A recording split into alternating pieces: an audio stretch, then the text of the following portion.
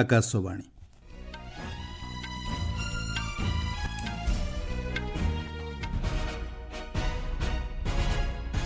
ସମ୍ବାଦ ପଢ଼ୁଛନ୍ତି ସତ୍ୟବ୍ରତ ବେହୁରା।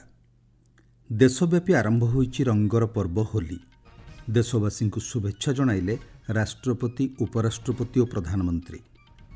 ବିଶ୍ୱ ଦୃଶ୍ୟଶ୍ରାବ୍ୟ ଓ ମନୋରଞ୍ଜନ ସମ୍ମିଳନୀ ପାଇଁ $1 ବିଲିୟନ ପାଣ୍ଠି ଘୋଷଣା କଲେ କେନ୍ଦ୍ର ସୂଚନା ଓ ପ୍ରସାରଣ ମନ୍ତ୍ରୀ। ଇସ୍ରୋ ରଚିଲା ଆଉ ଏକ ମାଇଲ ଖୁଣ୍ଟ, ସଫଳତାର ସହ ମହାକାଶରେ ଅଲଗା ହେଲା 2ଟି ଉପଗ୍ରହ। ଛତିଶଗଡ଼ ବିଜାପୁରରେ 17 ମାଓବାଦୀଙ୍କ ଆତ୍ମସମର୍ପଣ। ଏବଂ ମହିଳା ପ୍ରିମିୟର ଲିଗ୍ କ୍ରିକେଟରେ ଆସନ୍ତାକାଲି ଫାଇନାଲରେ ମୁହାଁମୁହିଁ ହେବେ ମୁମ୍ବାଇ ଇଣ୍ଡିଆନ୍ସ ଓ ଦିଲ୍ଲୀ କ୍ୟାପିଟାଲ୍ସ। ହୋଲି ପର୍ବ କେବଳ ରଙ୍ଗ ଓ ଅବିରରେ ସୀମିତ ନୁହେଁ। ଭାରତର ବିଭିନ୍ନ ରାଜ୍ୟରେ ଏହା ଭିନ୍ନ ଭିନ୍ନ ନାମରେ ଅନନ୍ୟ ପରମ୍ପରା ସହ ପାଳନ କରାଯାଉଛି। କେଉଁଠାରେ ଲଠମାର ହୋଲି ଖେଳାଯାଉଥିବା ବେଳେ ଅନ୍ୟ କେଉଁଠି ଲୋକଗୀତ ଗାୟନ ସହ ଖଡ଼ି ହୋଲି ପାଳନ କରାଯାଉଥିବା ଖବର ମିଳିବାରେ ଲାଗିଛି। ଉତ୍ତରପ୍ରଦେଶର ନନ୍ଦଗାଁରେ ଲୋକମାନେ ଭଗବାନ ଶ୍ରୀକୃଷ୍ଣ ଏବଂ ଗାଇଆଳ ପୁଅ ବେଶରେ ହୋଲି ଖେଳିବା ପାଇଁ ବର୍ଷାନାକୁ ଆସିଥାନ୍ତି, ଯେଉଁଠାରେ ଗାଁର ମହିଳାମାନେ ସେମାନଙ୍କୁ ବାଡ଼ିରେ ସ୍ୱାଗତ କରିଥାନ୍ତି। ମଧ୍ୟପ୍ରଦେଶର ଗେର୍ ବାହାର କରିବାର ପରମ୍ପରା ରହିଛି, ଯେଉଁଠାରେ ଲୋକମାନେ ରଙ୍ଗ ଲଗାଇ ହୋଲି ପାଳନ କରନ୍ତି। ଉତ୍ତରାଖଣ୍ଡରେ ଲୋକମାନେ ପାରମ୍ପରିକ ପୋଷାକରେ ମନ୍ଦିର ଓ ସାର୍ବଜନୀନ ସ୍ଥାନକୁ ଯାଇ ଲୋକଗୀତ ପରିବେଷଣ କରିଥାନ୍ତି। ଏହାକୁ ବୈଶାଖୀ କୁହାଯାଏ। ସେହିପରି ପଞ୍ଜାବରେ ନିହଙ୍ଗମାନେ ଆନନ୍ଦପୁର ସାହିବରେ ବିଭିନ୍ନ କାରୁକାର୍ଯ୍ୟ ପ୍ରଦର୍ଶନ ପୂର୍ବକ ହୋଲା ମୋହଲ୍ଲା ପର୍ବ ପାଳନ କରିଥାନ୍ତି। ତାମିଲନାଡୁରେ ଭଗବାନ ବିଷ୍ଣୁଙ୍କ ମନ୍ଦିରରେ ତୀର୍ଥୱାରୀ ଆୟୋଜନ କରାଯାଇଥାଏ। ମଣିପୁରରେ ଢୋଲ ବାଦ୍ୟରେ କୃଷ୍ଣ ଦର୍ଶନ କରାଯାଉଥିବା ପରମ୍ପରା ରହିଛି। ରାଜସ୍ଥାନରେ ହୋଲି ପର୍ବକୁ ଆନନ୍ଦ ଉଲ୍ଲାସର ସହ ପାଳନ କରାଯାଉଛି। ଗତ ସନ୍ଧ୍ୟାରେ ରାଜସ୍ଥାନର ସହର ଓ ଗାଁର ବିଭିନ୍ନ ସ୍ଥାନରେ ଏହି ଉପଲକ୍ଷେ ହୋଲିକା ଦହନ ଅନୁଷ୍ଠିତ ହୋଇଥିଲା। ପରମ୍ପରା ଅନୁଯାୟୀ ବିଭିନ୍ନ ମନ୍ଦିରରେ ସ୍ୱତନ୍ତ୍ର ପୂଜାର୍ଚ୍ଚନା ସହ ଜୟପୁରର ଗୋବିନ୍ଦ ଦେବଜୀ ମନ୍ଦିର ଏବଂ ନାଥଦ୍ୱାରର ଶ୍ରୀନାଥଜୀ ମନ୍ଦିରରେ ଫୁଲ ଓ ଅବିରରେ ହୋଲି ଖେଳିବାକୁ ଭକ୍ତମାନେ ପହଞ୍ଚିଥିଲେ। ଆଜମେର ନିକଟରେ ପୁଷ୍କରଠାରେ ଏଥିଲାଗି ଏକ ସ୍ୱତନ୍ତ୍ର କାର୍ଯ୍ୟକ୍ରମର ଆୟୋଜନ କରାଯାଇଛି। ସେଠାରେ ହଜାର ହଜାର ସଂଖ୍ୟାରେ ଦେଶୀ ଓ ବିଦେଶୀ ପର୍ଯ୍ୟଟକମାନେ ହୋଲି ପାଳନ କରୁଛନ୍ତି। ଆଜି ଧୁଲନ୍ଦି ଅବସରରେ ସାରା ରାଜ୍ୟରେ ହୋଲି ପାଳିତ ହେଉଛି। ଏହାକୁ ଦୃଷ୍ଟିରେ ରଖି ବ୍ୟାପକ ସୁରକ୍ଷା ବ୍ୟବସ୍ଥା ଗ୍ରହଣ କରାଯାଇଛି। ପଶ୍ଚିମବଙ୍ଗରେ ଶାନ୍ତି ଓ ଶୃଙ୍ଖଳାର ସହ ହୋଲି ପର୍ବ ପାଳନ ପାଇଁ ସରକାରଙ୍କ ପକ୍ଷରୁ ଆହ୍ୱାନ ଦିଆଯାଇଛି। ପ୍ରଥମ ଥର ପାଇଁ ମୁଖ୍ୟମନ୍ତ୍ରୀ ମମତା ବାନାର୍ଜୀଙ୍କ ଅଧ୍ୟକ୍ଷତାରେ ଅନୁଷ୍ଠିତ ବୈଠକରେ ସବୁ ସମ୍ପ୍ରଦାୟର ପ୍ରତିନିଧିମାନେ ଯୋଗ ଦେଇଥିଲେ। ବୈଠକରେ ଭାଇଚାରା ଓ ଏକତାର ସହ ରଙ୍ଗର ପର୍ବ ହୋଲି ପାଳନ କରିବା ପାଇଁ ମୁଖ୍ୟମନ୍ତ୍ରୀ ମମତା ବାନାର୍ଜୀ ଅନୁରୋଧ କରିଥିଲେ। ଏହି ଅବସରରେ ରାଷ୍ଟ୍ରପତି ଦ୍ରୌପଦୀ ମୁର୍ମୁ ଦେଶବାସୀଙ୍କୁ ଶୁଭେଚ୍ଛା ଜଣାଇଛନ୍ତି। ସେ କହିଛନ୍ତି, ରଙ୍ଗର ପର୍ବ ହୋଲି ସମସ୍ତଙ୍କ ପାଇଁ ଖୁସି ଓ ଉତ୍ସାହ ଆଣିଥାଏ। ରଙ୍ଗର ପର୍ବ ହୋଲି ସମସ୍ତଙ୍କ ଜୀବନରେ ସୁଖ ସମୃଦ୍ଧି ଆଣିଦେଉ ବୋଲି ରାଷ୍ଟ୍ରପତି କାମନା କରିଛନ୍ତି। ସମାଜର ବିଭିନ୍ନ ବର୍ଗର ଲୋକଙ୍କ ମଧ୍ୟରେ ଏହି ପର୍ବ ଏକତାର ପ୍ରତୀକ ଭାବେ ପାଳନ କରାଯାଇଥାଏ। ଅସତ୍ୟ ଉପରେ ସତ୍ୟର ଜୟ ଏବଂ ସମାଜରେ ଭଲ ପାଇବାର ବାର୍ତ୍ତାକୁ ଏହି ପର୍ବ ପ୍ରଚାର କରିଥାଏ ବୋଲି ରାଷ୍ଟ୍ରପତି କହିଛନ୍ତି। ଉପରାଷ୍ଟ୍ରପତି ଜଗଦୀପ ଧଙ୍କଡ଼ ଏହି ଅବସରରେ ଦେଶବାସୀଙ୍କୁ ଶୁଭେଚ୍ଛା ଜଣାଇ କହିଛନ୍ତି, ହୋଲି ମନ୍ଦ ଉପରେ ଭଲର ବିଜୟ ଏବଂ ବସନ୍ତର ଆଗମନକୁ ସୂଚିତ କରେ। ଏହା ନୂତନ ଆରମ୍ଭ ଏବଂ ନୂତନ ଦୃଷ୍ଟିକୋଣର ପ୍ରତୀକ ଅଟେ ବୋଲି ସେ କହିଛନ୍ତି। ପ୍ରଧାନମନ୍ତ୍ରୀ ନରେନ୍ଦ୍ର ମୋଦି ପବିତ୍ର ହୋଲି ଅବସରରେ ଦେଶବାସୀଙ୍କୁ ଶୁଭେଚ୍ଛା ଜଣାଇଛନ୍ତି। ସାମାଜିକ ଗଣମାଧ୍ୟମ ପୋଷ୍ଟରେ ଶ୍ରୀ ମୋଦି ଲେଖିଛନ୍ତି, ଏହି ଉତ୍ସବ ସମସ୍ତଙ୍କ ଜୀବନରେ ଶକ୍ତି ଓ ଉତ୍ସାହ ଭରିଦେବା ସହିତ ସମସ୍ତଙ୍କ ପାଇଁ ଖୁସି ଓ ଆନନ୍ଦ ଆଣିଦେଉ। ଦେଶବାସୀଙ୍କ ମଧ୍ୟରେ ଏକତାର ରଙ୍ଗ ଆହୁରି ନିବିଡ଼ ହେଉ ବୋଲି ପ୍ରଧାନମନ୍ତ୍ରୀ କାମନା କରିଛନ୍ତି। କେନ୍ଦ୍ର ସୂଚନା ଓ ପ୍ରସାରଣ ମନ୍ତ୍ରୀ ଅଶ୍ୱିନୀ ବୈଷ୍ଣବ ବିଶ୍ୱ ଦୃଶ୍ୟଶ୍ରାବ୍ୟ ଓ ମନୋରଞ୍ଜନ ସମ୍ମିଳନୀ 2025 ପାଇଁ $1 ବିଲିୟନ ପାଣ୍ଠି ଘୋଷଣା କରିଛନ୍ତି। ଆସନ୍ତା ମେ ମାସ 1ରୁ 4 ତାରିଖ ପର୍ଯ୍ୟନ୍ତ ମୁମ୍ବାଇରେ ଆୟୋଜିତ ହେବାକୁ ଥିବା ଏହି କାର୍ଯ୍ୟକ୍ରମ ନିର୍ମାତାମାନଙ୍କୁ ଉଚ୍ଚ ଗୁଣବତ୍ତା ସମ୍ପନ୍ନ ବିଷୟବସ୍ତୁ ସୃଷ୍ଟି କରିବା ଲାଗି ମଞ୍ଚ ପ୍ରଦାନ କରିବ ବୋଲି ସେ କହିଛନ୍ତି। ଗତକାଲି ନୂଆଦିଲ୍ଲୀରେ ଆୟୋଜିତ ଏ ସମ୍ପର୍କିତ ଏକ ଉଚ୍ଚସ୍ତରୀୟ ଅଧିବେଶନରେ ଯୋଗଦେଇ ଶ୍ରୀ ବୈଷ୍ଣବ କହିଛନ୍ତି, ମୁମ୍ବାଇର ଗୋରେଗାଁଓ ସ୍ଥିତ ଫିଲ୍ମ ସିଟି ନିକଟରେ ପ୍ରଥମ ଭାରତୀୟ କ୍ରିଏଟିଭ୍ ଟେକ୍ନୋଲୋଜି ପ୍ରତିଷ୍ଠାନ ପ୍ରତିଷ୍ଠା କରାଯିବ। ଏହି ଅବସରରେ ସେ କହିଛନ୍ତି, ବିଶ୍ୱ ଦ୍ରୁତଗତିରେ ପରିବର୍ତ୍ତନ ହେଉଛି ଏବଂ ସେଥିରେ ଭାରତ ତା'ର ସ୍ୱତନ୍ତ୍ର ସ୍ଥାନ ବଜାୟ ରଖିପାରିଛି। ସେ କହିଛନ୍ତି, ଦେଶରେ 100 କୋଟିରୁ ଅଧିକ ଲୋକ ଅଛନ୍ତି ଯେଉଁମାନଙ୍କ ପାଖରେ ମୋବାଇଲ ଫୋନ୍ ଉପଲବ୍ଧ ରହିଛି ଏବଂ ସେମାନେ ଡିଜିଟାଇଜେସନକୁ ଆପଣେଇଛନ୍ତି।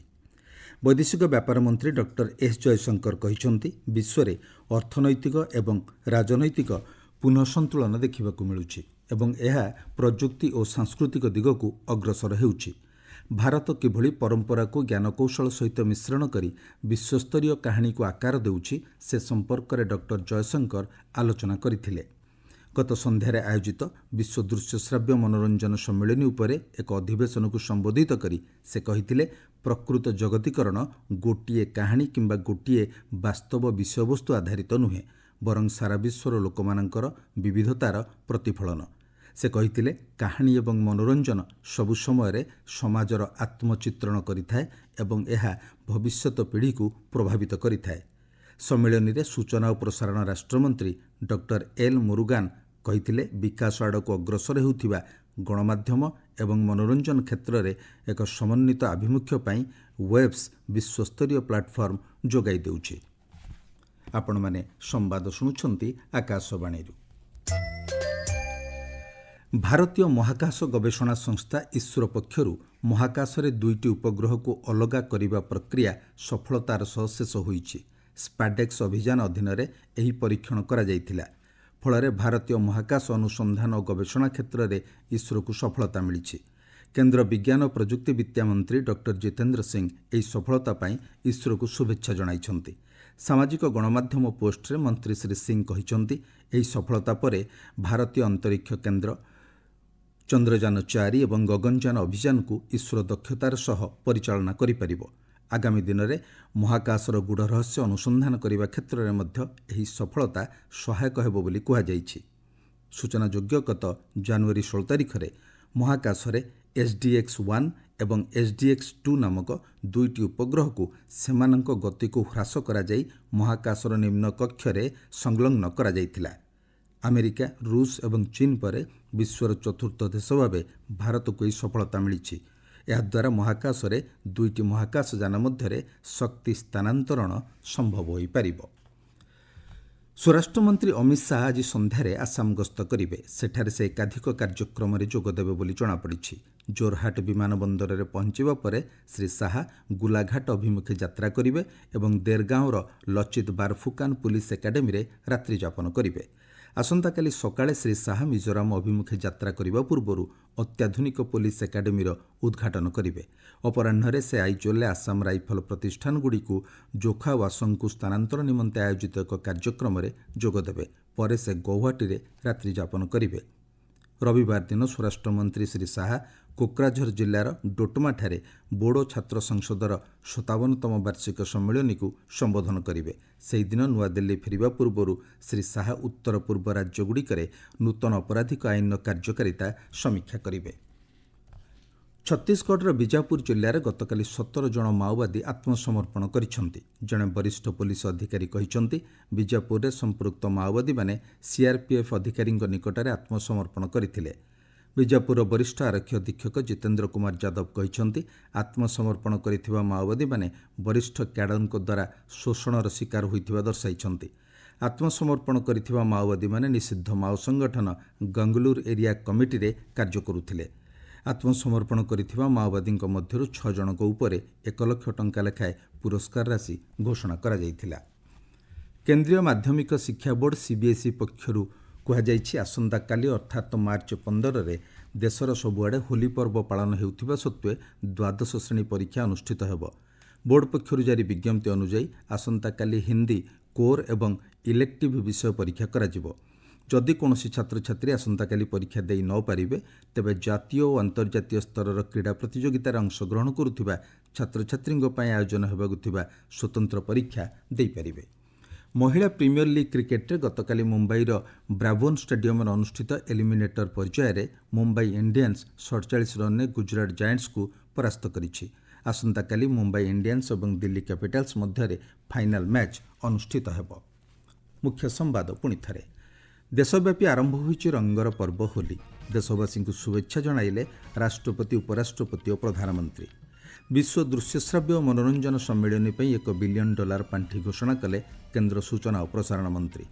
ଇସ୍ରୋ ରଚିଲା ଆଉ ଏକ ମାଇଲ ଖୁଣ୍ଟ, ସଫଳତାର ସହ ମହାକାଶରେ ଅଲଗା ହେଲା 2ଟି ଉପଗ୍ରହ। ଛତିଶଗଡ଼ ବିଜାପୁରରେ 17 ମାଓବାଦୀଙ୍କ ଆତ୍ମସମର୍ପଣ। ଏବଂ ମହିଳା ପ୍ରିମିୟର ଲିଗ୍ କ୍ରିକେଟରେ ଆସନ୍ତାକାଲି ଫାଇନାଲରେ ମୁହାଁମୁହିଁ ହେବେ ମୁମ୍ବାଇ ଇଣ୍ଡିଆନ୍ସ ଓ ଦିଲ୍ଲୀ କ୍ୟାପିଟାଲ୍ସ। ସମ୍ବାଦ ଶେଷ ହେଲା।